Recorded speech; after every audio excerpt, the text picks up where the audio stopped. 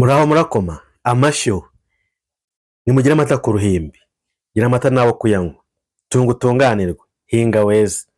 Tubakiranya yombi ubwuzu n'igishyika kuri uru rubuga rw'amateka nyarwanda. Ngarama na Saruhara rwa Nkomokomo. Habayeho umugabo akitwa Ngarama, akaba umugaragu w'umwami. Muri icyo gihe hariho igisiga kindi cyitwaga Saruhara rwa Nkomokomo. Abantu bari barakigize indahiro. Cyagiraga amaboko cyane kikabuza umwami guturwa, cyaba n'abafite amakoro kikabica, ibintu byabo kikabirya.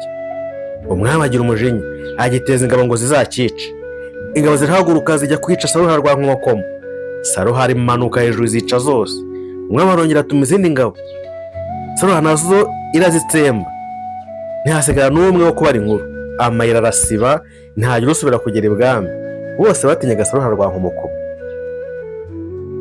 Bukeye Ngarama abwira umwami ati, ndashaka kwica Saruhara rwa Nkomokomo, umwami w'ibishwi n'ibisiga. Umwami aramusubiza ati, Ngarama urabeshya, ntiwakwica Saruhara. Nayiteje ingabo nyinshi zinesha zose, imbuza gutura.